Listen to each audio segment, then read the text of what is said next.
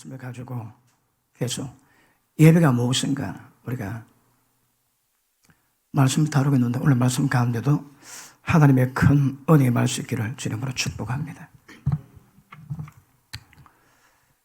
그 하나님의 위대하심은 사람이 측량하기 어렵습니다. 그분의 오묘하심, 그분의 전지전능하심. 그런데 그 하나님이 인간이 알 수 있도록 인간이 알아들을 수 있는 표현으로 하나님 자신을 인간에게 알려주셨습니다. 그러므로 하나님이 하신 일이기 때문에 얼마나 위대한가 우리가 가늠하기가 좀 어렵습니다.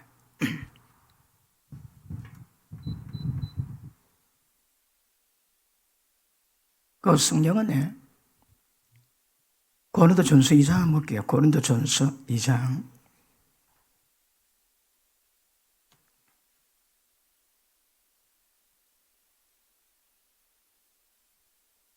자, 9절 보십니다.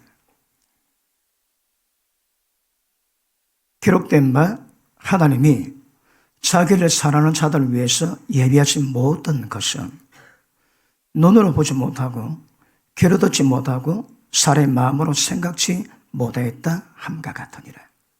그렇습니다. 우리가 말씀을 통해서 하나님의 계시가 무엇인가, 하나님의 뜻이 무엇인가, 하나님이 어떤 분인가 알아가고 있는 중입니다.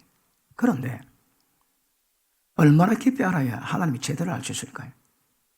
성경은 사람이 그것도 하나님의 그 형상을 지원받아가지고 그래도 하나님의 지혜가 있는 사람들인데 이 사람이 마음으로 생각지 못하고 그리고 어떤 누구도 말로 듣지 못할 그런 영역에서 하나님 일을 이루고 가신다. 사람이 가늠이 안 됩니다, 여러분. 우리가 특별히 에베소서나 로마서를 통해서 하나님이 창세전의 계획의 방법이 무엇인지, 어떻게 이루어 가르친 것인지 그런 것들을 알아가면서 잠깐 알 뿐이지 하나님 위대하심은 알 길이 없습니다. 그럼에도 불구하고 말씀 받으실 때마다 하나님에 대한 계시가 열려가셔야 합니다. 왜냐하면 하나님의 뜻대로 행하는 자라야 천국 들어간다 말씀하십니다. 그 뜻이 무엇일까요? 만만치가 않습니다. 예수님 말씀 잘 하시는데 그때 유대인 가운데 예수님을 따르던 자들이 야 어렵다. 누가 저 말씀 받겠노? 그리고 떠나가고 둠다시 예수님과 함께하지 아니했다 말씀하십니다. 예수님도 말씀 잘 하실 때 듣는 사람들이 어렵고 힘들어가지고 주님을 떠났다고 말씀하십니다. 말씀이 점점 깊이가면 받기 어렵겠지만 그래도 받으셔야 합니다. 사람이 생각하지 못한 영역의 일을 이루어 가시는 것입니다. 그리고 예수 믿을 때 거듭남 얼마나 중요한 거 말씀했습니다. 육으로 태어난 것은 육적인 삶을 위한 것이고 영으로 태어난 것은 영적 삶을 위한 것입니다. 하나님 영이 있습니다. 하나님 모든 관계는 육으로 안 됩니다. 영으로 가셔야 합니다. 그러므로 영생을 받고 성령으로 영이 거듭났기 때문에 눈에 보이지 않는 하나님과 관계 맺고 그분의 모든 역사하시는 은혜, 지혜, 능력들을 공급받을 수가 있습니다. 그러므로 영생 받지 않고서는 하나님 모든 관계는 절대 불가능합니다. 영성을 입어 영으로 거듭났기 때문에 영이 자랄 때마다 더 깊은 하나님의 역사를 경험하고 체험하고 하나님을 알아가게 될 것입니다. 여러분 저 하나님 얼마나 알고 있을까요? 얼마나 깊이 하나님 알고 있을까요? 굉장히 중요합니다. 그래서 말씀 다루실 때 말씀을 통해서 정거드는 계시 속에서 하나님 은혜가 훨씬 깊어져 가기를 축복합니다. 자, 우리가 지금 예배가 무엇인가 다릅니다. 예배가 무엇인가. 그런데 우리가 생각하는 것 이상으로 중요합니다. 그지?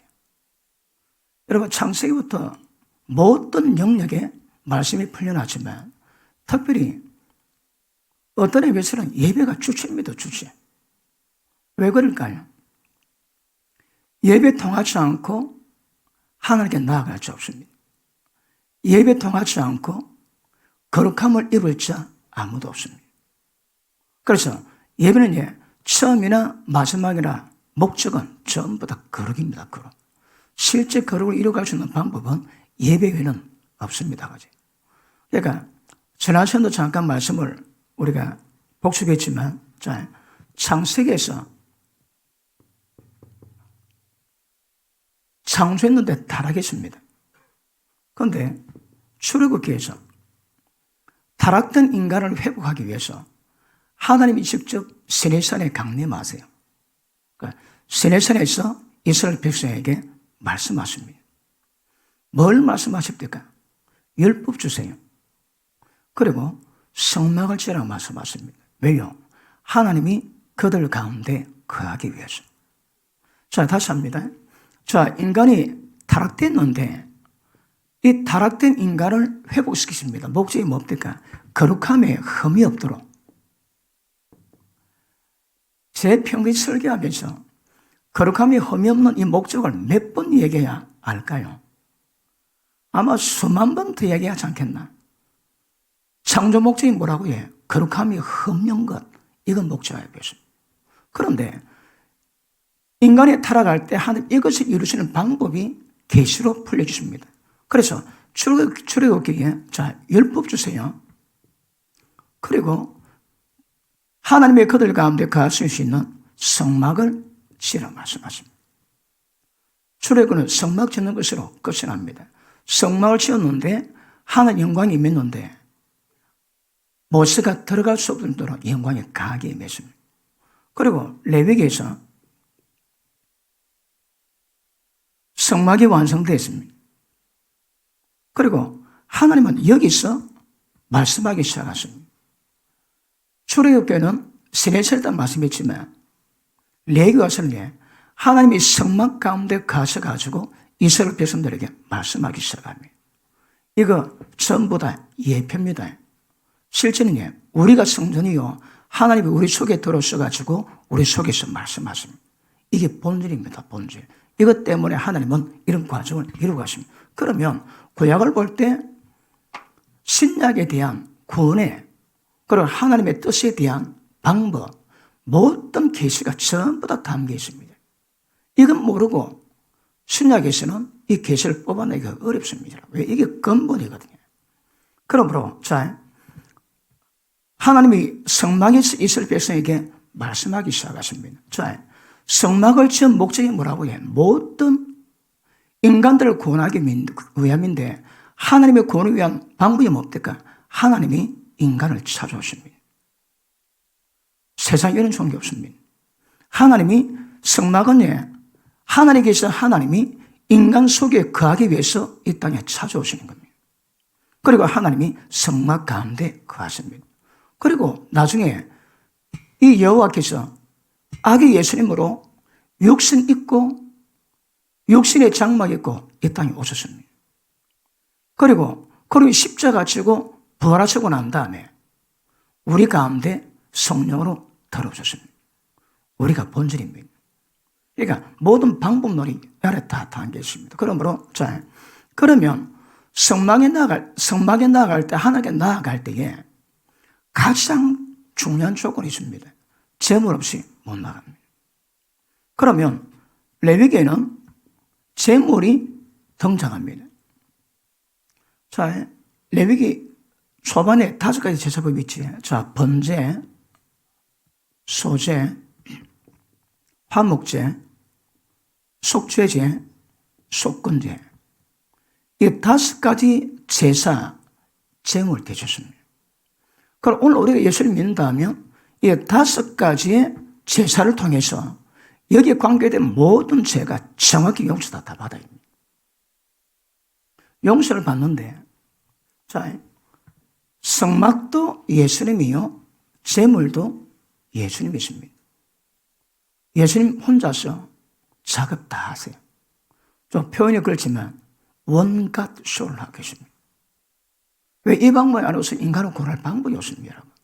그러므로 성막으로 오시고 제물 대신 예수님께서 어린 양의 대신해서 오시겠지만 제물을 통해서 어떤 죄가 용서받는가, 어떤 제물이 되시는가, 어떤 방법으로 제사가 되는가, 이걸 다 말씀해 주셨습니다.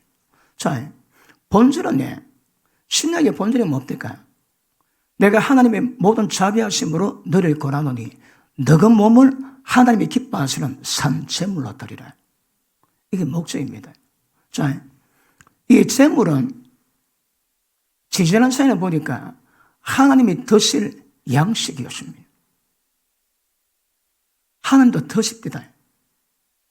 번제, 그 제물을 화수로 올려드리면 하나님의 그 향기를 흠령하시는데 이것이 여호와의 식물이라고 합니다. 제사장은 하나님이 드실 수 있는 식물을 만들어내는 자입니다. 자, 제물은 하나님이 드세요. 그런데 제물은 하나님이 드실 수 있는 제물이 있습니다. 흠 없는 이 조건입니다. 흠이 없어야입니다. 그리고 제물의 조건은 흠이 없고 하나님의 흠령하실 수 있는 제물이 되어야 됩니다. 왜요? 이 제물은 예수님이 이 제물 되시거든. 예수님이 이 제물의 모든 조건에 맞는 분이어야 됩니다. 좀 지나면 저 제물이 우리가 되어야 됩니다. 그래서 그렇죠 중요합니다.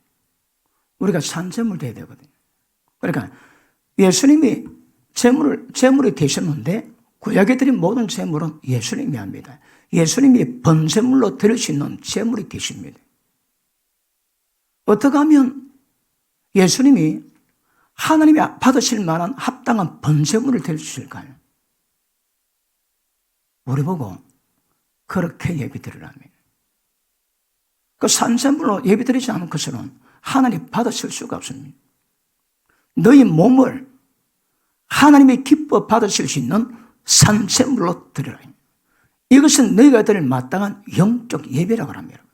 그 전부 다 연관성이 있습니다. 자, 하나님은 흠없는 제물을 흠령하세요. 레위기 1장 보십니다. 레위기 1장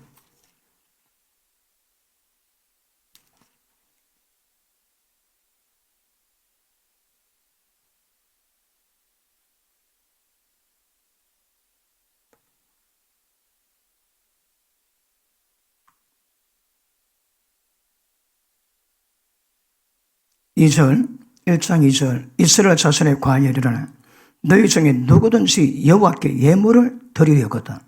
예물이 뭡니까? 예물. 자, 예물은 오늘 찾아보니까 선물, 드리려거든. 여호와께 예물을 드리려거든. 이 예물을 다른 말로 하면 선물, 그렇습니다. 자, 그럼 보십니다. 그럼 제물을 드리는데 왜 예물이 될까요? 모든 죄를 속하는 속죄양 피거든요. 그런데 예물이라고 말씀하십니다. 그래 보니까 예물이 될 때가 있고 그 다음에 속죄 제물이 되기도 합니다. 그러면 속죄 제물이 될 때는 뭐고 예물이 될 때는 뭘까요? 그 제물이 우리가 깊이 연구하면 또 여러 계시가 나오는데 우리의 모든 지은 죄를 용서받기 위해서는 십자가 피로 말미암아 용서받는 속죄가 필요하지만 하나님과 깊은 교제 나누기 위해서는 필요한 게 예물입니다. 그럼 제물은 물론 모든 제물이 그 용서에 대한 기본 깔아있지만 번제에 대해서 말씀하신 의미를 본다면 전부 다 예물입니다. 예물은 다른 말로 하나님께 선물입니다. 선물. 왜 하나님께 선물을 드려주실까요? 왜냐하면 십자가 피는 여러 의미를 띠고 있습니다. 죄를 용서받는 것도 있지만 십자가 피로 말미암아 하나님과 협력하실 수 있는 예물이 될 수 있는 은혜가 있습니다. 그러므로 예물은 하나님과 깊은 교통을 나누기 위한 선물의 의미가 예물입니다. 예물. 그러니까 주님은 속죄 피가 될 수 있지만 하나님과 깊은 관계 맺을 때 하나님께 드릴 수 있는 예물로 될 수 있는 겁니다. 그러므로 예물이 다른 말로 예수님이요 우리가 그 예물 되셔야 합니다. 밑에 보십니다. 여호와께 예물을 드리려거든 생축 중에서 소나 양으로 예물을 드릴지니라. 그 예물이 소의 번제면 흠없는 수컷으로 회막문에서 여호와 앞에 연락하시도록 드릴지니라. 자, 여러분, 제물은 제일 중요한 것은 하나님이 흠량하실 만해야 됩니다. 하나님 흠량하실 수 없으면 안 됩니다. 그래서 모든 제물은 흠없는 것으로 흠량하실 만하게 구별해서 드려야 되는 겁니다. 아무 때나 안 됩니다. 아무나 받는다고 안 됩니다. 말라기 1장에 보니까 더러운 떡을 드리고 저는 소를 드리고 눈물 소를 드리고도 우리가 언제 하나님께 그랬나 대꾸하죠, 그지? 제가 목장에 좀 있어 봤는데 그 목장에 그 소가 여러 병이 듭니다. 그런데 철조망에 있어가지고 자다가 눈 딱 찍히지. 눈이 찔러봐. 눈이 실명됩니다. 그런데 모르고 놔두면 눈이 썩어가는데 어느 소를 보니까 소가 수백 마리니까 찾기가 어렵습니다. 소 보니까 눈이 이상해. 보니까 눈 안에 눈이 썩어가지고 구더기가 버글버글합니다. 소는 살아있는데 눈이 썩어가는 거라. 그런데 그런 것을 하나님께 드리면 연합 안 됩니다, 여러분. 받으실 수 없습니다. 그러니까 재물은 그리고 예물은 하나님 받으실 만하게 드리셔야 합니다. 모든 재물 이야기는 결론적으로 우리 이야기입니다.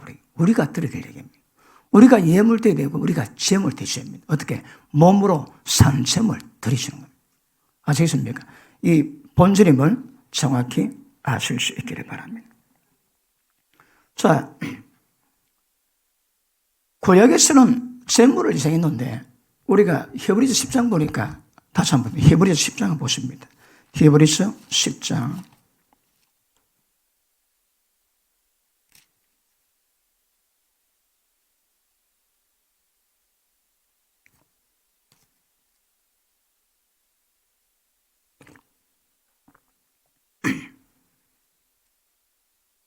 5절 봅니다. 4절에 염소, 황소 피가 능히 죄를 없애하지 못함이라. 그러므로 세상에 임하실 때에 가라사대 하나님이 제사와 예물을 원치 아니하시고, 제사는 뭘까요? 속죄 제물입니다. 그죠? 그 다음에 예물은 다릅니다. 예물은 하나님과 화친, 교통, 화목을 위한 겁니다. 자, 제사와 예물을 원치 아니하시고 오직 나를 위해서 한 몸을 예비하시도다. 구약에 그렇게 많은 시간 동안에 제물을 드렸지만 하나님과 원치 않습니다. 한 몸 예비했대요. 원 희생 제물이 예수님이십니다. 그 다음 6절 전제로 번제물과 속죄제는 기뻐하지 아니하시나니 이는 내가 말하기를 하나님 위에 보시옵소서 두루마리 책에 나를 가르쳐 기록한 것과 같이 하나님의 뜻을 행하려 왔나이다. 예수님이 이 땅에 오신 목적이 뭐라고 해? 한마디로 하나님의 뜻을 행하기 위함입니다. 자, 우리가 지금 재물 이야기하고 있습니다. 그런데 예수님이 하나님의 뜻을 이 땅에 행하기 위해서 이 땅에 오셨습니다. 그 밑에 보십니다. 위에 말씀하시기를 제사와 예물과 전제로 번제물과 속죄제는 원치도 아니하고 기뻐하지도 아니하신다 하셨고 이는 다 율법을 따라 드리는 것이라. 그 후에 말씀하시기를 보시옵소서 내가 하나님의 뜻을 행하러 왔나이다 하셨으니 첫 것을 피하시면 둘째 것을 세우려 하심이니라. 이 뜻을 조차 예수 그리스도의 몸을 단번에 들으심으로 말미암아 우리가 거룩함을 입었느니라. 아멘. 자, 보십니다. 예수님이 이 땅에 오신 것은 하나님의 뜻을 이루기 위함입니다. 구약의 제사는 드리지만 그 죄는 그 동물의 피는 완벽히 인간의 죄를 사지 못합니다. 한순간입니다. 죄를 위해서 피 뿌릴 때마다 자기의 죄를 기억나게 만드는 그런 현상입니다. 그런데 예수님이 제물 되셔서 하나님 뜻을 행했습니다. 그분의 십자가 제물로 말미암아 그 한 제물로는 모든 것을 완벽히 전부 다 끝내놨습니다. 왜요? 자, 우리가 지금 이제 이 제사, 5가지 제사를 다룰 건데 오늘은 우리가 번제를 다룰 겁니다. 번제. 예수님이 번제가 되셨거든요. 그런데 그분이 한 뜻을 이룰 수 있는 조건은 뭘까요? 하나님 앞에서 흠이 없어야입니다. 예수님이 흠이 없는 것이 뭘 의미할까요? 예수님 이 땅에 계실 때 늘 하나님이 기뻐하시는 것만 행하고 순종했음으로 말미암아 하나님이 평생 함께 했습니다. 예수님이 하나님을 떠난 적이 없습니다, 여러분. 모든 삶이 다 그랬습니다. 그분 삶 자체가 흠이 없습니다, 여러분. 왜요? 하나님의 뜻이거든요.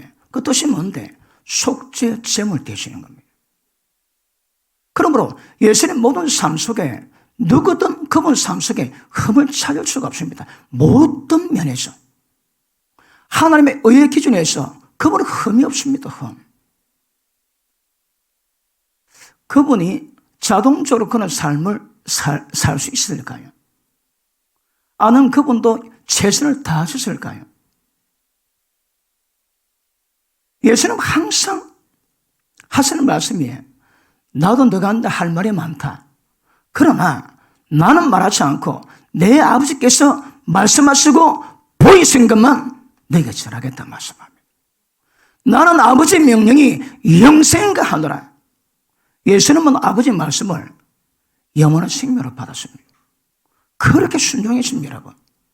그러니까 하나님으로서가 아니라 인간 몸이 꽂힌 예수님은 하나님 보시기에 흠없는 삶을 사셨습니다. 하나님께 제물로 드릴 수 있는 그런 삶을 온전히 이루어 가셨습니다. 그래서 제물 되십니다. 뭘 말씀하고 있습니까? 우리가 그 제물 되셔야 합니다. 날마다 예배 드릴 때마다 말씀 받고 나갈 때마다 그 다음 예배 때 흠이 없도록 계속 만들어가는 겁니다. 계속 만들어갑니다. 하루심이 되는 건 아닙니다. 성령의 도우심으로 말미암아 이를 이루어갈 겁니다. 완벽히 그렇게 함이 흠이 없는 역사를 만들어 가실 것입니다. 그럼에도 불구하고 예배 때마다 흠을 제거해 나가는 겁니다. 언젠가는 완벽한 산sem으로 드릴 수 있는 이 예배를 위해서 우리가 평생 달려가는 겁니다. 예배 목표요, 예배 의미입니다. 그래서 거룩을 이루어 가지만 예배 때마다 흠을 더 없애가는 겁니다. 예수님은 그러셔서 제물이 되셨습니다. 제물 되심으로 말미암아 좀 표현은 그렇지만 이 제물을 하나님이 음식으로 드셨대요. 하나님의 양식이 되어주십니다. 그런데 이 제물은 제사의 몫입니다. 속죄 제물은 소 한 마리 잡았습니다. 그러면 혼자 못 먹습니다. 자기가는 못 먹습니다. 많은 손님을 전부 다 초대해가지고 다 먹습니다, 이거. 고기 딱 먹고 난 다음에 정한 날 아침 넘어가면 먹으면 안 됩니다. 불 다 태워야 됩니다. 그러니까 속죄 제물을 잡을 때는 자기와 속죄 제물을 함께 먹어주는 사람이 준비되어 있어야 합니다. 오랜데 아무도 안 오면 큰일 납니다. 그러니까 하나님과 속죄는 인간관계를 풀어가는 거거든요. 절대 정한 시간 넘어가면 먹으면 그 제사는 뭐해야 됩니다. 불로 향기로 함께 올려야 됩니다. 그러므로 이 제물은 하나님의 양식이 되기도 하지만 우리도 먹기도 합니다. 예수님 그랬습니다. 나는 하늘에 내는 산떡이니 이 떡을 먹는 자마다 영생을 나 말씀합니다. 자, 제물인데 이 제물은 우리가 먹어야 될 제물입니다. 우리가 성전 대합니다. 떡과 포도주 맞습니다. 왜요? 주님이 지지신 몸과 피를 기념하는 거거든요. 왜요? 그렇게 연합되기 위해서. 예수님과 연합되고 모든 인간관계에 연합되기 위한 겁니다. 다시 말하면 한 몸 만들어가는 겁니다. 왜 재물을 먹을까요? 재물을 먹었다면 내가 재물 됩니다. 아멘 안 하시는군요. 또 재미가 없지. 얼마나 대세가 있습니까? 자, 하나님께 나아갈 때는 재물 없이는 안 됩니다. 그러니까 재물을 가지고 피를 뿌려야 그 죄가 사함받고 하나님께 나아갈 수 있는 거거든요. 예배 조건은 거룩입니다, 여러분. 그러니까 죄가 있고 하나님께 못 나갑니다. 반드시 재물을 피를 뿌림으로 용서받아야 하나님께 나아갈 수 있는 겁니다. 우리 예배 똑같습니다. 죄도가 못 나갑니다. 반드시 십자가 앞에서 회개하시고 나아가셔야 합니다. 그러면 자, 재물로 피 뿌리고 하나님께 나아간다면 하나님이 임재하십니다. 임재 특징이 뭐라고요? 임재 특징이 뭡니까? 기름 부음의 특징이 뭡니까? 옳다고 죽입니까? 임재는요, 말씀하십니다. 최고의 기름 부으시면 그분은 말씀하십니다. 저 하늘께 나아가시면 반드시 그분에게서 말씀하세요. 성막이 성막다울 수 있는 것은 하나님 말씀이기 때문입니다. 그 당시 이스라엘 백성 가운데 그 텐트 셋입니다. 텐트. 그런데 유일하게 하나님의 텐트로 구별되는 성막의 특징이 뭡니까? 하나님의 말씀하심이십니다. 그러면 자, 재물의 피로 하나님께 나아갔다. 그럼 하나님의 음성 듣습니다. 음성 듣고 세상에 나가지. 그 말씀대로 순종합니다. 그러면 그 말씀에 순종해서 함께 놓을 때 그 순종했던 산재물로 하나님께 예배드리는 겁니다. 산재물이 예수님이십니다. 예수님을 말씀을 먹는 사람마다 영생을 가졌고 하나님의 기뻐하시는 산재물이 될 수 있는 겁니다. 결국은 우리가 주님 되는 겁니다. 예배는 우리가 산재물화 되는 과정이 우리 평생 예배입니다.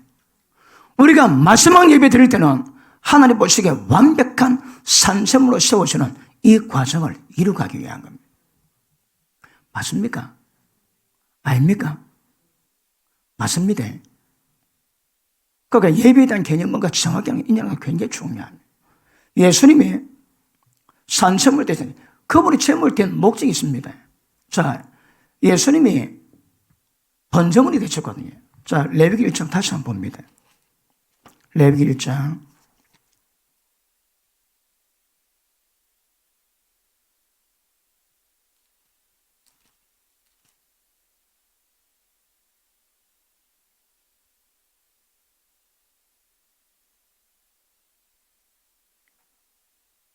3절 그 예물이 소의 번제이며 허무는 수컷으로 회막문에서 여호와 앞에 연락하시도록 드릴지니라. 그가 번제물의 머리에 안수할지니. 자, 지금 번제를 이야기하고 있습니다. 번제 다섯 가지 제사 가운데 번제입니다. 자, 드릴 때에 번제물의 머리에 안수할지니 그리하면 연락되어 그를 위해서 속죄가 될 것이라. 그는 여호와 앞에서 그 수송아지를 잡을 것이요 아론의 자손 제사장의 그 피를 가져다가 회막문 앞 단 사면에 뿌릴 것이요 그는 또 그 번제의 희생의 가죽을 벗기고 각을 뜰 것이요 제사장 아론의 자손들은 담 위에 불을 두고 불 위에 나무를 버려놓고 아론의 자손 제사장들은 그 뜬 각과 머리의 기름을 담 윗불 위에 있는 나무에 버려놓을 것이며 그 내장 정갱이를 물로 씻을 것이요 제사장은 그 전부를 담 위에 불살라 번제로 살지. 이는 화제라 여호와께 향기로운 냄새니라. 이게 번제입니다. 자, 보십니다. 자, 예수님이 제물 되시면 5가지 제사를 다 완성했습니다.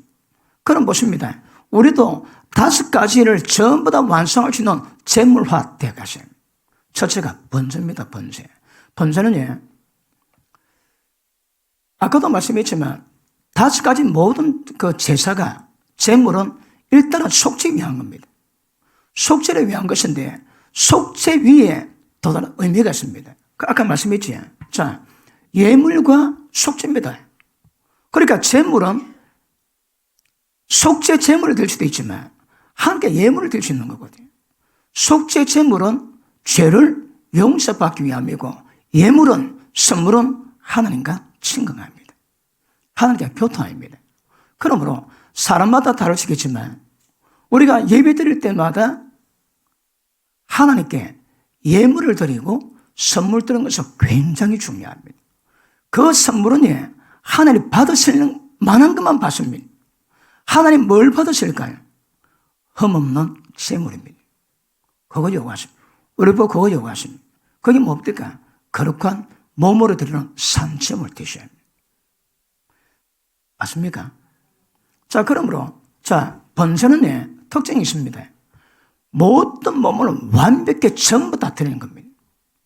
다른 제사는 제사를 드려놓으면 제사를 드리는 제사장의 분기짓입니다. 뒷다리나 하도 주는 게 있는데 번제는 전부 다 하나님께 다 드려야 됩니다. 왜냐하면 예수님이 번제가 되셨거든요. 번제는 어떤 의미에서는 헌신입니다. 헌신. 하나님께 나아가는 제 모든 기본 자세는 헌신입니다. 헌신. 자, 제물됨의 특징이 오직 하나님 한 분만 위한 자입니다. 절대 다른 거 아닙니다. 하나님만 위한 자라야 하나님의 제물 조건이 자격이 됩니다. 예수님은 절대 다른 거 구하지 않습니다. 하나님만 위에 사셨습니다. 이게 제물됨의 조건입니다, 여러분. 그러면 자 보십니다. 번제에 모든 것을 드린 것은 예수님의 속죄 제물이 됐지만 예수님 자신이 번제물로 드리십니다. 왜요? 우리 보고 요구하십니다. 하나님만 위하셔야 합니다. 자, 예수님이 제물 대신 제사 내용을 살펴보겠습니다. 제일 중요한 게 번제입니다. 번제가 뭐라고 해? 헌신입니다. 전부 다 드리는 겁니다.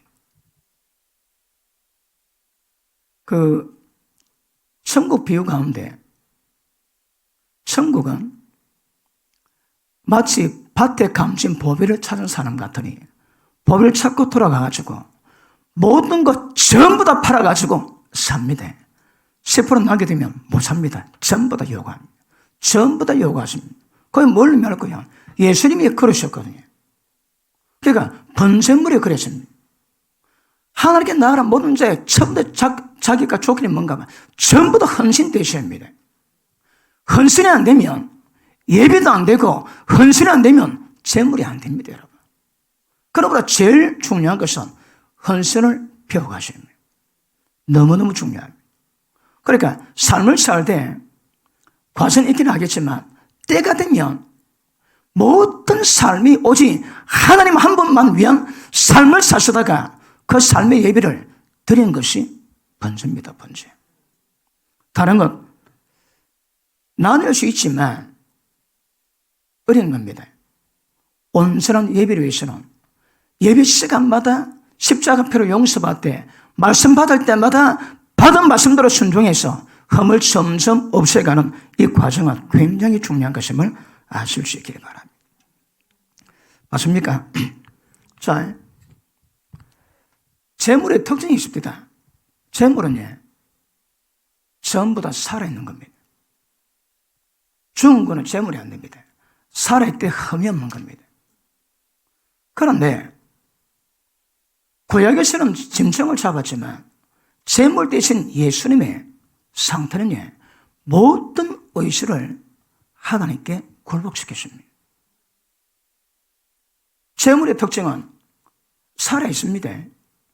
살아있는데 모든 의식을 하나님께 굴복시키고 주님의 뜻만 쫓아간 자라야 제물 자격이 주십니다.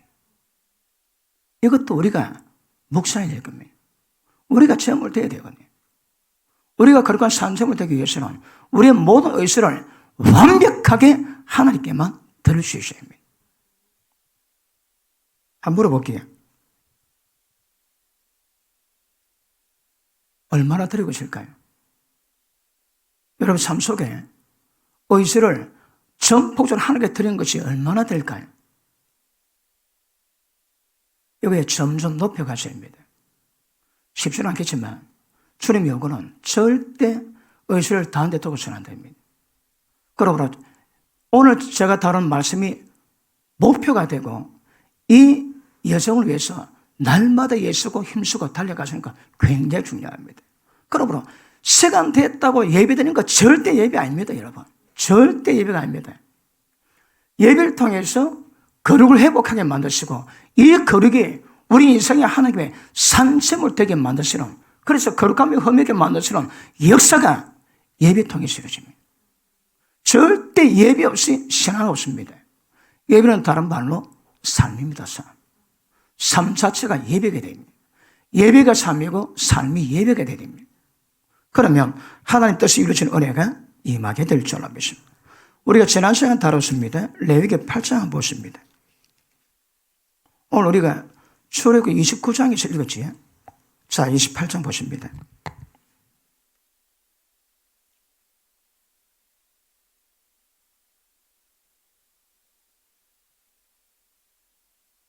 (8장 1절) 여호와께서 모세에게 이르 가라사대 넌 아론과 그 아들들과 의복과 관유와 속죄제의 수송아지와 수양들과 무기병 한 광주를 이끌고 온 회중을 회막 문에 모으라.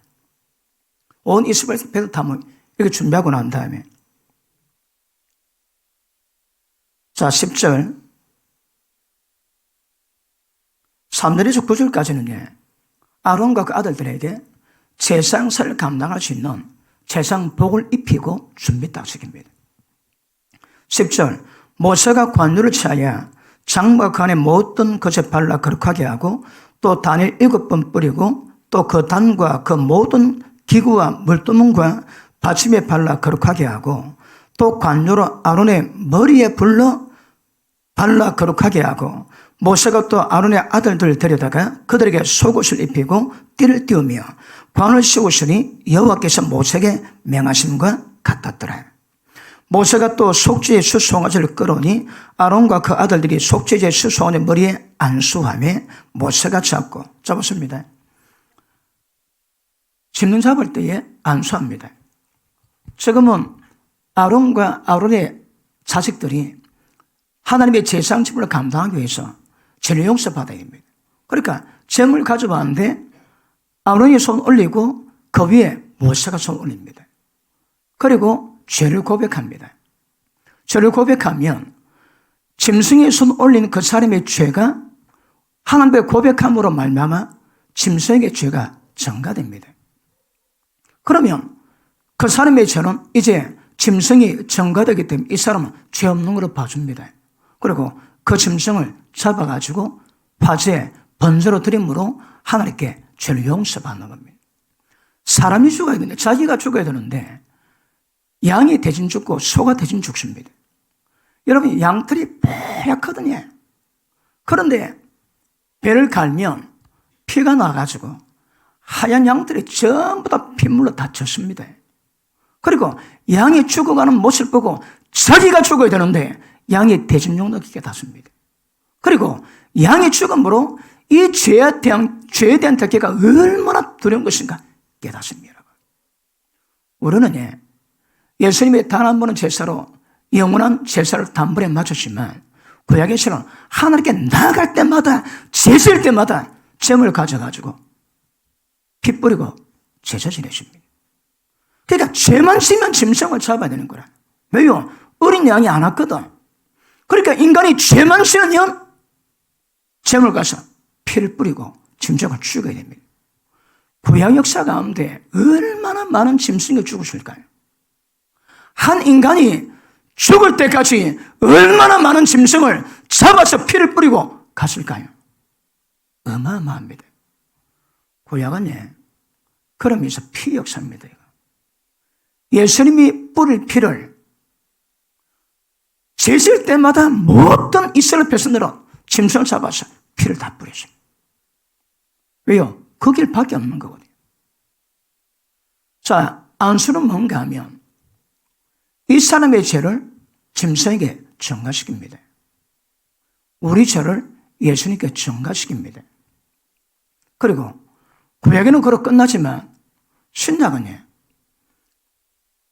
우리 죄가 예수님께 넘어가면 예수님의 거룩한 능력들이 우리에게 전이됩니다. 그러므로 안수는요, 상방교통입니다. 우리의 죄와 허물은 예수님이 짊어지시고 예수님의 거룩한 능력은 우리가 끌어오는 겁니다. 이 기능이 안수입니다. 안수. 그러므로 안수할 때에 재물과 죄인이 하나로 연합됩니다. 그 연합을 통해서만이 하나님께 나아갈 수 있고 연합을 통해서만이 죄를 용서받을 수 있는 기능이 이루어지는 겁니다. 아시겠습니까? 자, 지금 예수님이 단번에 제사를 드리십니다. 어떻게 될까요? 구약에는 제사장이 전부 다 이 작업 다 했습니다.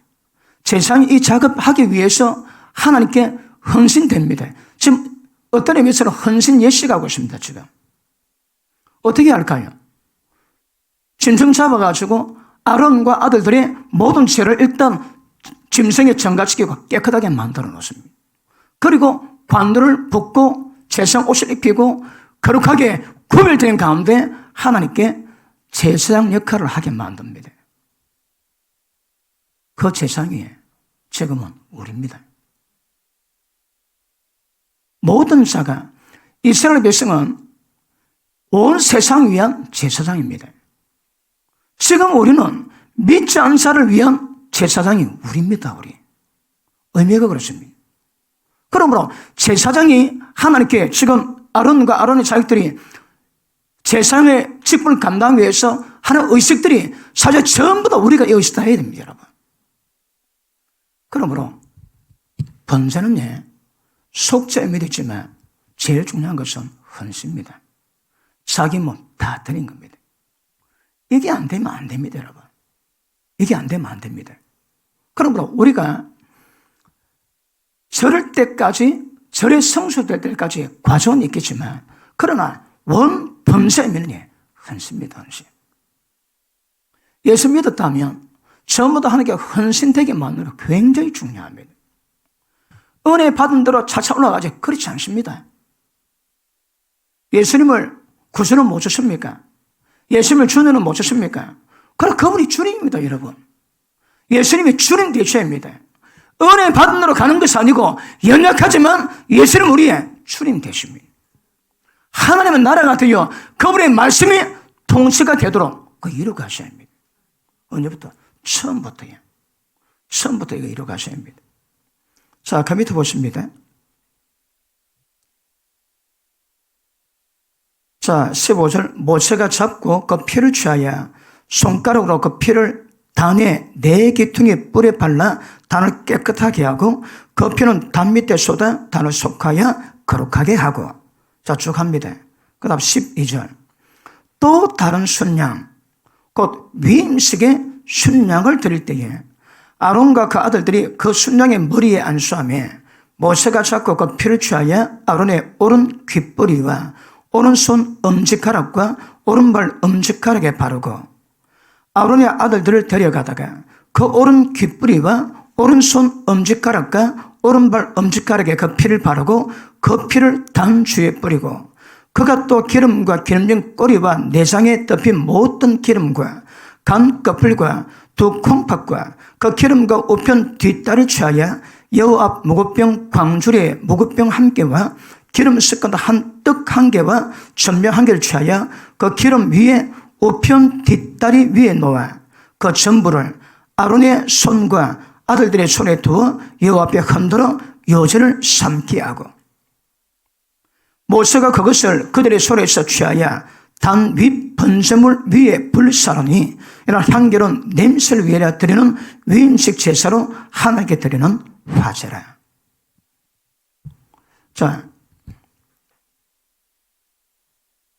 소를 양을 두 마리 잡습니다.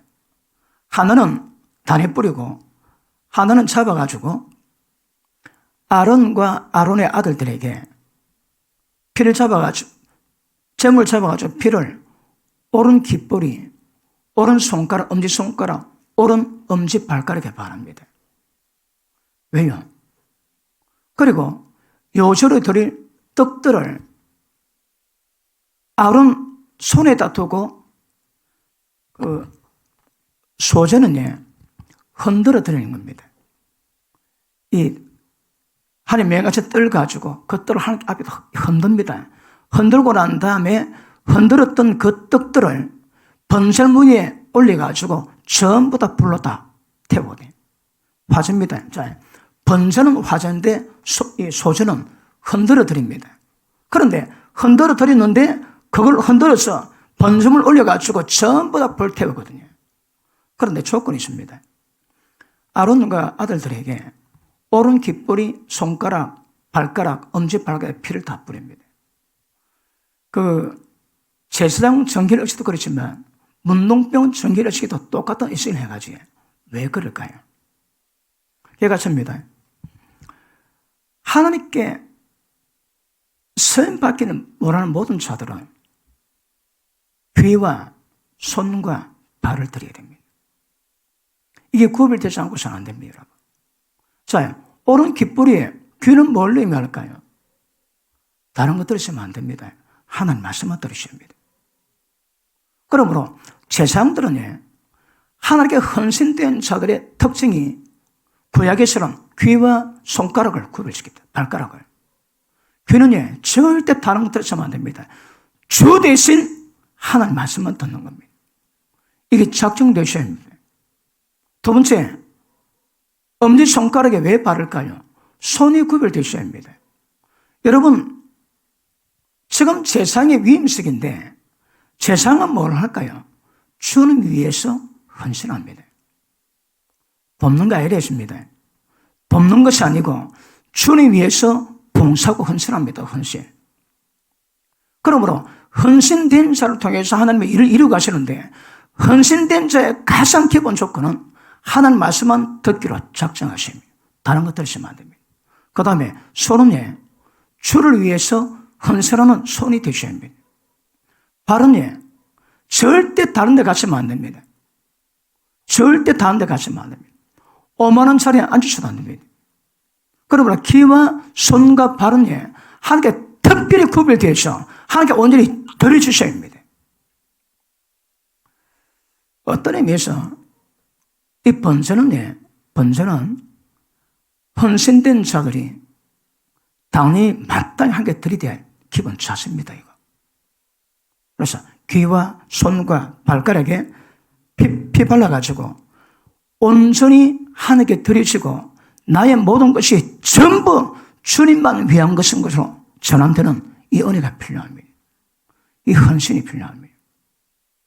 이것 입고 난 다음에 아론과 그 아들들이 제사 직분을 감당합니다. 우리가 제사장입니다. 우리 제사장입니다. 그리고 하나님께 헌신된 모든 자들은 전부 다 열어본다면 우리 오른 귓불이 엄지손가락, 엄지발가락에 피 다 발라야 됩니다. 그러니까 하나님께 헌신을 결단하셔야 합니다. 자, 소절을 손에 잡고 흔듭니다.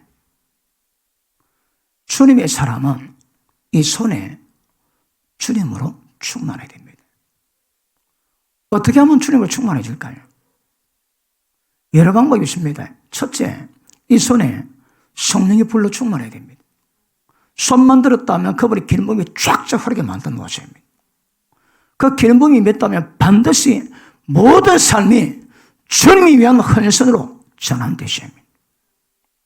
썩을 양식 위해서 일하지 말고 썩지 않은 양식 위해서 일하라 말씀하세요. 그거 배우셔야 합니다. 자, 보십니다. 우리가 지금 배우는 거에 지금 다른 것이 예배가 뭔가 배웁니다. 예배를 가능케 만드는 속죄 제물이 뭘 의미하는가 다루고 있습니다. 이 속죄 제물은 결국 우리가 도달해야 될 목표거든요.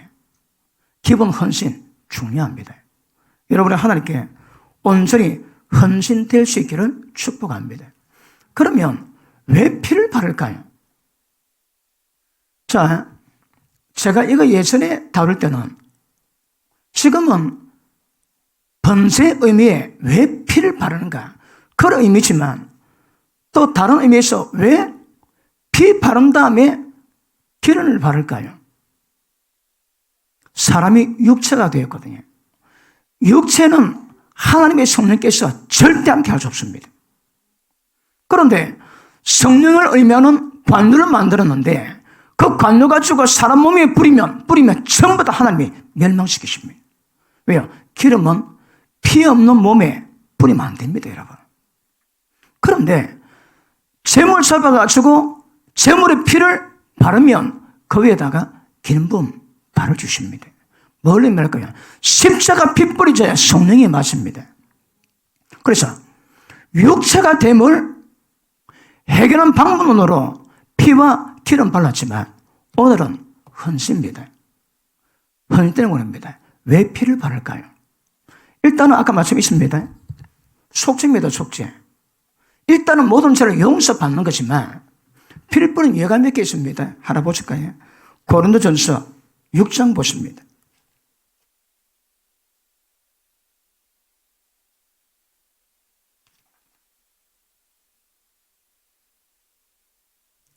고린도전서 6장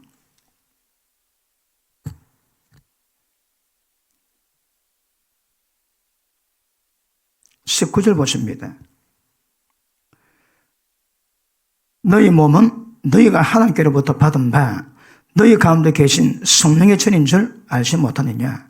너희는 너희 것이 아니니라. 값으로 산 것이 되었으니 그런즉 너희 몸으로 하나님께 영광을 돌리라. 우리 게 아닙니다. 우리 몸은 우리 게 아닙니다, 여러분. 주님 겁니다. 왜요? 값으로 사셨거든요. 어떤 값으로 사실까요? 피값입니다. 그리고 피는 어떤 의미에서 우리의 허물과 죄를 용서받게 하신 그분의 구속의 값으로 사셨기 때문에 우리 거 아닙니다.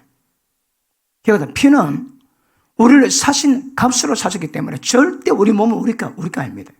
우리 몸으로 하나님의 영광 위에서 살아가라 말씀하십니다. 이 말에 그 말은 똑같습니다. 아멘은요. 이거는 일반적으로 표현한 것이고 제가 지금 설명한 것은 예배의 의미를 통해서 제목을 통해서 설명한 것은 의미는 똑같습니다. 값으로 사신받아 있기 때문에 절대 우리 몸으로 주님의 영광 위하는 겁니다. 몸은 음란 위하지 않습니다. 주님의 영광 위한 겁니다. 그렇다고 금욕도 곤란합니다. 안 됩니다. 금욕 안 됩니다. 마땅한 의무를 다 하시면서 몸으로 영광을 돌리는 겁니다. 말세가 되면 이런 가르침이 있습니다. 시집가지 마라, 장가가지 마라, 먹지 마라, 금식이라고 합니다. 그것도 전부 다 귀신이 미혹이라 합니다. 아닙니다, 여러분. 그렇지 않습니다. 하나님의 정한 법대로 가셔야 합니다. 몸은 음란 위에서 있지 않지만 그럼에도 불구하고 몸은 이 땅에서 음란의 모든 미혹에서 방지할 수 있는 최고의 은혜가 가정이요 부부입니다. 부부. 그 정확히 인지하셔야 합니다. 그래서 몸은 음란을 위하지 않다고 부부관계도 안 하면 곤란합니다. 아시겠습니까? 자, 밑에 보십니다. 고린도후서 5장 보십니다. 고린도후서 5장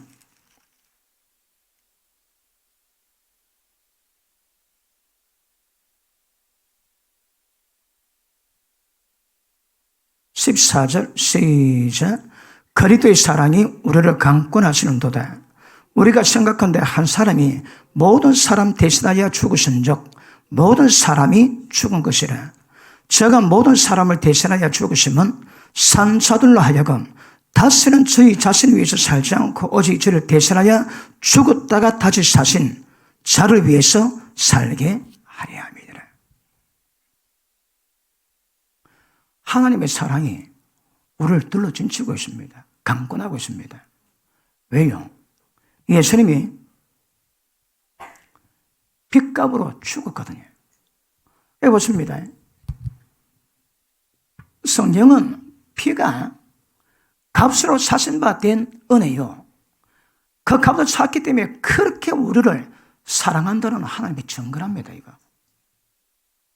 그래서 피를 뿌리는 것은 값으로 사신받은 것이요, 하나님의 강구나 사랑이 우리를 덮기 때문에, 그래서 피 바른 모든 사람들은 자기 위하지 않습니다. 주님만 위합니다. 이제 내가 사는 것은 그분 위해서 사는 겁니다. 다시 봅니다. 15절 시작.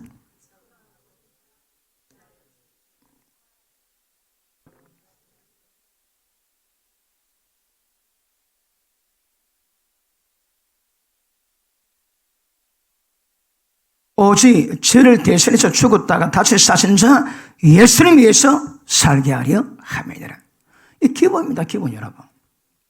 그러므로 자, 피가 바른 곳에는 값으로 사신받은 은혜도 있고, 하나님의 그렇게 우리를 사랑하시는 그 은혜 때문에 자신 위해 살지 않고 그분 위해 살아가는 그런 삶으로 전한 것을 끌립니다. 아시겠습니까? 십자가 핏부림의 은혜 속에서는 이런 은혜가 있다 합니다. 그러니까 피는 무조건 주님의 강권한 사랑입니다. 피는 무조건 값으로 사신 그분의 피값입니다, 피값. 그렇기 때문에 피 바른 모든 자에게 하나님은 기본적으로 이런 피의 권리를 요구하십니다. 피의 권리가 다른 말로 헌신입니다, 헌신. 지금 제가 다루는 것이 은혜 받아서 하는 게 아닙니다. 산세물이 되기를 원하는 자들은 전부 다 제가 다루는 말씀 그대로 가세요, 여러분. 우리가 제물로 되는 거거든요. 그러니까 그분의 사랑이 있으니까 그 사랑의 강굴에서 이제 나를 위한 것 살지 않고 썩을 양식 위에도 살지 않고 썩지 않은 양식, 주를 위해서 살아가는 삶이 됩니다. 그러므로 예배는 어떤 의미에서 우리의 구원은 예배드리지 않다가 예배드리는 삶으로 바뀌어지는 것이 우리 구원입니다. 왜 예배드릴까요? 이런 의미 때문에. 예배는 번제로 헌신됨이 필요합니다. 내 거 아닙니다. 주님 겁니다. 이거 딱, 뺏거는 딱 깔고 가셔야 합니다. 그리고 그런 자세로 하나님께 가시면 굉장한 은혜가 될 줄 믿습니다. 그러므로 순양을 잡아가지고 피를 바라는 것은 이런 의미 때문에 이제는 너는 너를 위해 살지 않고 오직 하나님 위해 살아가고 헌신을 결단하는 것이 제사 위임이라고 얘기합니다. 그런데 우리도 십자가 핏불이 나왔거든요. 성찬 때마다 십자가 피를 마십니다. 그걸 뭐 의미한다고 해요? 하나님 우리에게 핏값을 요구하시고 핏값의 권리를 그분이 주장하심을 기억하셔야 합니다. 우리 살지 않습니다. 주를 위해서 살아가셔야 합니다. 맞습니까? 자, 레위기 8장 다시 돌아갑니다.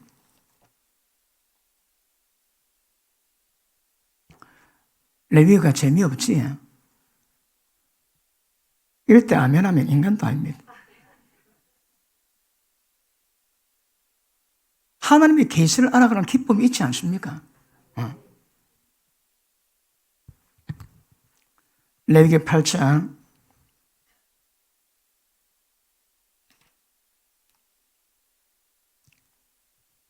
26절 보십니다.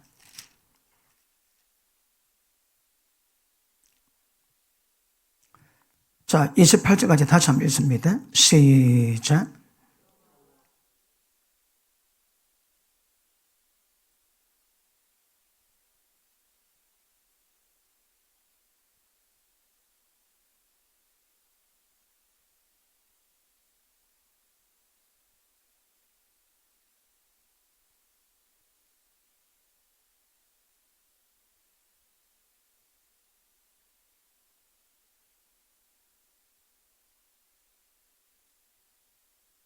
무교병 1개, 기름 섞은 떡 1개, 전면 1개를 취하다가 우편 뒷다리 위에 놓아 그 전부를 아론 손에 두어 이 앞에 흔들어 요절히 삼고 그 전체를 전부 다 불살라뜨리는 겁니다.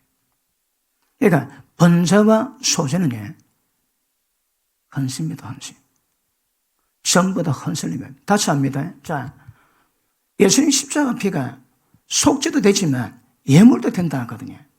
속죄는 용서받기 위함이지만 예물되면 하나님과 친근감, 교통함, 그리고 우리의 절대적 헌신으로 드리는 선물입니다. 선물. 그런 의미이십니다.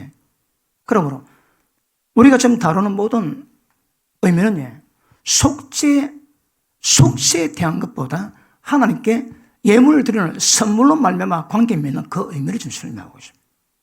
우리가 그래 되셔야 합니다. 아시겠습니까?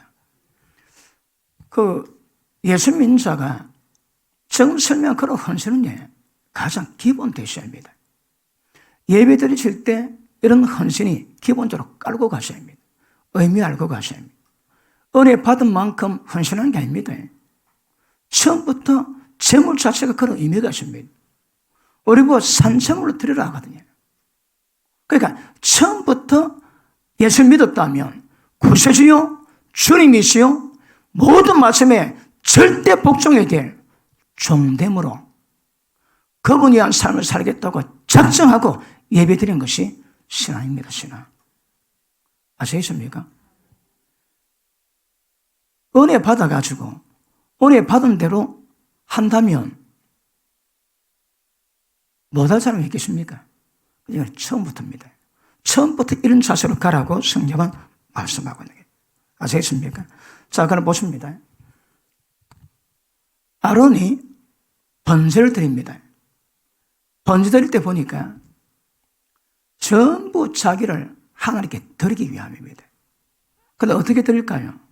첫째, 자기 죄, 아들 죄 다 용서받아야 됩니다. 그러니까 십자가 핏불입니다. 그 다음, 하나님이 연락하셔야 합니다. 하나님 받으셔야 합니다. 하나님 받으셨다면 그분의 핏값으로 강권하신 권리 주장이십니다. 내 거 아닙니다. 주님 겁니다.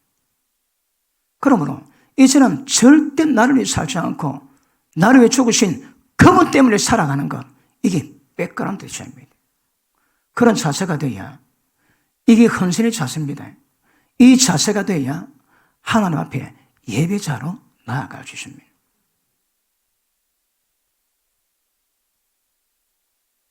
전 목사가 사기치나 어디 그랬던 사람이 있습니까? 그렇지 않습니다. 처음부터 이렇게 하셔야 합니다. 그러므로 이제 예배자는 다른 게 있으면 안 됩니다. 물론 우리가 과정이 있긴 하겠지만 이게 원천적으로 이거 백관도 깔아놓고 그렇게 하시는 겁니다. 하나님께 헌신된 사람들은 절대 다른 거 바라보면 안 됩니다. 주님만 바라보셔야 합니다. 그 결단이 되고 하나님께 받아졌을 때 하나님 저를 사용하여 주옵소서 그렇게 기도하는 겁니다. 하나님 돕는 거 아닙니다. 여러분이 목회 돕는 거 아닙니다. 하나님 위해서 헌신하는 겁니다. 기본 자세로 주를 위한 삶을 살아가는 이 헌신을 이루는 것임을 아실 수 있기를 바랍니다. 그러므로 기억하십니다. 내가 존재하는 목적은 하나님이 한 겁니다. 나를 위해서 죽은 자를 위해서 살기를 작정하는 것, 이건 목적으로 예배를 드리는 겁니다. 맞습니까? 이제는 내 거 아닙니다. 주님 겁니다. 좀 내 거로 남아있는 분 아멘 하십니다. 내게 전부 다 주님의 거로 전환되신 분 아멘 하십니다. 전환되어야 됩니다. 그리고 백그라운드 딱 까시고 가십니다. 그래서 예배자는 성경이 말하는 예배자들은 기본 자세를 갖추고 그래 가면서 절대 헌신 속에 하나님만 섬기게 되십니다. 얼마나 지나면 그래 될까요? 얼마나 은혜 받으면 이런 자세를 유지해 갈까요? 저도 교회에서에 그래도 직분 맡은 분들은 기본 이런 자세는 나타내야 됩니다. 어린 사람이 교회 올 때에 거기에 오래된 사람을 보면 이런 자세가 흘러나와 은혜 받게 되고 따라가게 만들어야 됩니다. 여러분, 사람이 모였기 때문에 온갖 일 다 있습니다. 사기 당하기도 하고 또 뒤통수 맞기도 하고. 왜? 죄인들이 모였거든. 그럴 때 속이 상해서 온갖 행위, 온갖 말 다 할 수 있지만 누군가는 이 자세를 보여야 됩니다. 지금은 못 이겨서 험담하고 욕을 하고 비방 정죄하지만 때가 되면 교회 가운데 기본 자세가 무엇인가, 기본 덕목이 뭔가 배울 수 있는 사람이 필요합니다. 그래서 직분 받으신 분은 이런 자세 배우셔야 합니다. 절대 헌신입니다. 예배자는 절대 헌신입니다. 헌신. 자격이 살지 않습니다. 주님이 사랑합니다. 내 몸, 내가 아닙니다. 주님 겁니다. 몸으로 하나님의 영광 돌리라고 성경은 말씀하거든요. 그러므로, 자, 번제는 어떤 의미에서는 전부 다 헌신입니다, 여러분. 우리가 예배 드릴 때에 하나님께 기본적인 헌신된 자세를 가지고 주께 나아감으로 몸 전체에 산채물 될 수 있는 삶을 계속 깊이 있게 이루어가는 것 굉장히 중요합니다. 그래서 이것 보고 하나님을 섬긴다고 합니다. 헌신이 준비된 자가 주님 보시기에 나를 섬긴다고 말씀합니다. 자, 여러분, 제사장들의 특징이 뭡니까? 아까 보니까 관류 벗고, 그 다음에 제사장 옷을 입히고, 그 다음에 속죄하게 만들고, 그리고 오른 엄지, 손가락, 발가락에다 피 바르고, 그리고 번제 위에 요절을 올려 전체 불살라 하늘의 화제를 드리면서 제사장 위임축을 해야 하는 겁니다. 그러니까 주께 헌신의 모든 자들은 전부 다 기본 이런 자세를 가지고 하나님께 들어가는 게 굉장히 중요합니다. 그래야 하나님을 섬겨주십니다. 보십니다. 거룩은 의미 자체가 필요를 채운다는 그런 의미입니다. 제사장들은 하나님의 양식을 채우는 자들입니다. 거룩한 자들이. 남편이 요구합니다. 모든 남편들은 아내를 거룩함과 존경함으로 취할 줄 알고, 아내의 모든 필요를 거룩하게 구별된 남편이 다 채우는 겁니다. 그러므로 절대 헌신이 요구되듯이 부부관계 속에서 남편은 아내에게 절대 헌신이 필요합니다. 아멘 안 하시는군요. 여러분, 그 자세가 요구된다니까. 그러므로 제사장이 하나님의 모든 필요를 다 채웁니다. 아내의 모든 필요를 남편이 다 채웁니다, 여러분. 기본 자세가 뭐라고 해? 저 헌신입니다, 헌신. 저 헌신의 기본 가운데 섬기는 것은 굉장히 중요한 것임을 아실 수 있기를 바랍니다. 그러므로 이제 중요한 것은 하나님께 무엇을 드리는가, 얼마 드리는가 절대 중요하지 않습니다. 하나님께 전부를 드리는 겁니다. 그러므로 예배에 대한 기본 자세 아주 아름답게 확립될 수 있기를 축복합니다. 자,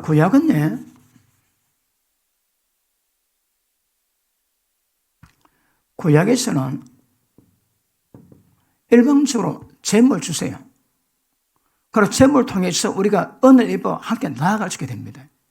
그런데 신약에서는 제물을 통해서 은혜 받았다면 니도 제물 대라 합니다. 우리 보고 제물 대라 합니다. 이게 차이입니다. 다시 한번 볼게요. 로마서 12장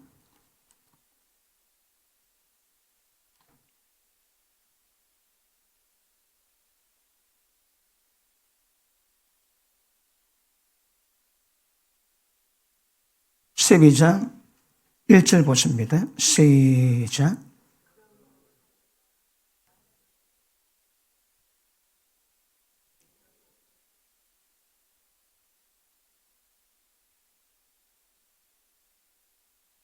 아멘. 너희 몸을 하나님이 기뻐하시는 거룩한 산 제사로 드리라. 이는 내가 드릴 영적 예배니라. 2절, 너는 이 세대를 본받지 말고 오직 마음을 새롭게 함으로 변화를 받아 하나님의 선하시고 기뻐하시고 오늘의 뜻이 무엇인가 분별하면서 하나님의 섬겨가는 겁니다. 그러니까 거룩한 산세물 된 이 은혜를 통해서 하나님의 선한 뜻이 무엇인가 구별해 가면서 하나님이 기뻐하시는 주의 몸 세워가는 것, 하나님의 뜻 받들어가는 것 굉장히 중요합니다. 맞습니까? 로마서 6장 보십니다.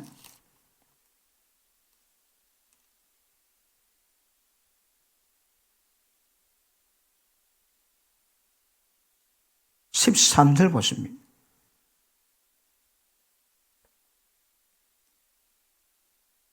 12절, 그러므로 너희는 죄로 너희 죽을 몸에 왕노릇하지 못하게 해서 몸의 사욕을 순종치 말고 또한 너희 지체를 불의 병례로 죄에게 드리지 말고 오직 너희 자신을 죽은 자 가운데 다시 살리신 자와 같이 하나님께 드리며 너희 지체를 의의 빙계로 하나님께 드리며 드리는 겁니다. 우리 몸을 모든 지체까지 전부 다 하나님께 드리는 삶을 살아갑니다. 이게 기본입니다, 여러분. 은혜 받은 자의 기본적인 합당한 자세인 것을 분명히 아실 수 있기를 바랍니다. 맞습니까? 자, 번제는 하나님이 향기로운 화주로 절대 헌신된 모든 것들을 화주로 하나님 연락받습니다. 그러면 이 번제 가운데 어떤 자세가 필요할까요?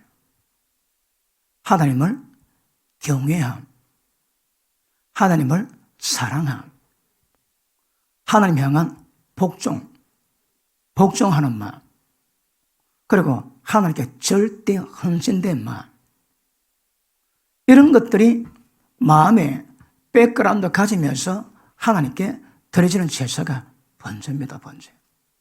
예수님이 제물 되셔서 번제가 되셨습니다. 이제 우리도 은혜 받았다면, 제물에 대한 인재가 됐다면 우리도 함께 번제물로 드려줘야 되는 겁니다. 그걸 요구하십니다. 자, 제가 첫 시간에 얘기했습니까? 자, 성막 대심과 그 다음에 그분의 제물 대심에 대한 제가 설명하는 이 인식이 굉장히 중요합니다. 영적 지각이 딱 생겼다면 그 다음 자세가 이루어져 갑니다. 그 인지가 안 되면 안 됩니다. 그러므로 지금 제가 설교하는 것들이 어떤 사람은 그냥 교훈입니다. 그렇지, 그래야지, 그럽니다. 그런데 어떤 사람은 그래? 재물에 저런 거야? 그래서 거기 합당한 삶이나 헌세나 예배드릴 수 있는 자세를 이루어갑니다. 그럼 보십니다. 재물 되는 것은 인지가 안 되면 절대 불가능합니다. 인지된 만큼 거기에 이루어가는 거거든요. 제가 오늘 다루는 말씀이 기본적인 헌신의 자세에 기본임에도 불구하고 너무 멀게 느껴지고, 아니 은혜 받아도 저렇게 되겠나 그래 생각하고, 실제 그래 안 하는 상황이 많으니까 받기가 좀 힘들지시나 그렇지 않습니다, 여러분. 예배는 거룩의 목적입니다. 방법은 하나님께 나아가는 것이요, 나아가는 방법은 제물입니다. 제물 통해서 하나님 만나면 말씀하시는 그 음성을 듣고 몸으로 거룩한 산제물 드릴 수 있는 이것을 위해서는 우리가 번제로 드리지 않으면 불가능합니다. 여러분 자신이 전폭적인 번제물이 될 수 있기를 주님 이름으로 축복합니다. 그러므로 자,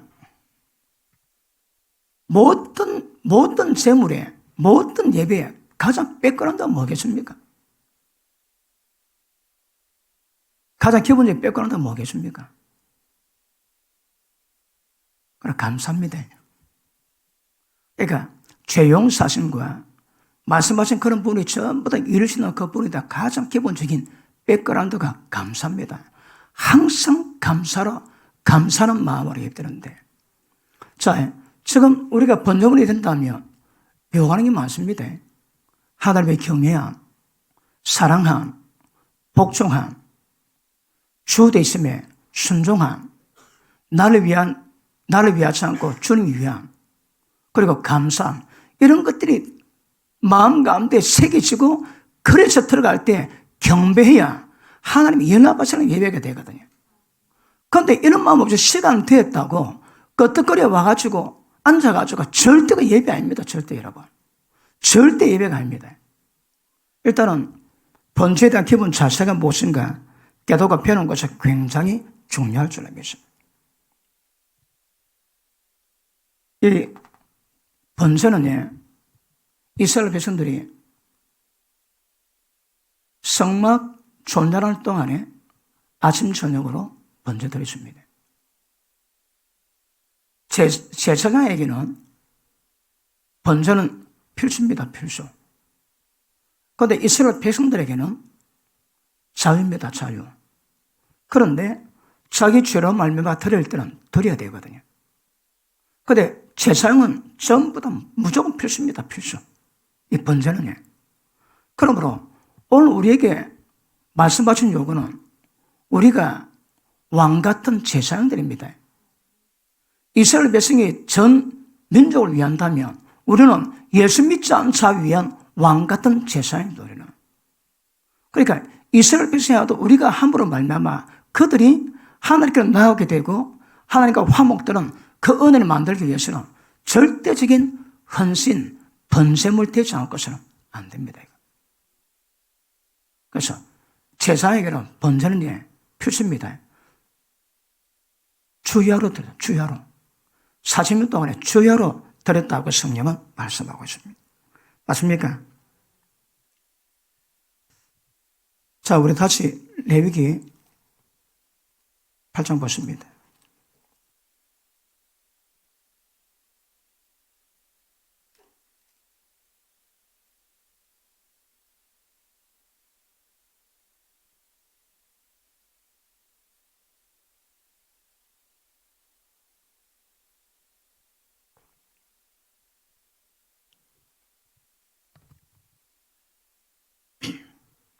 자, 8장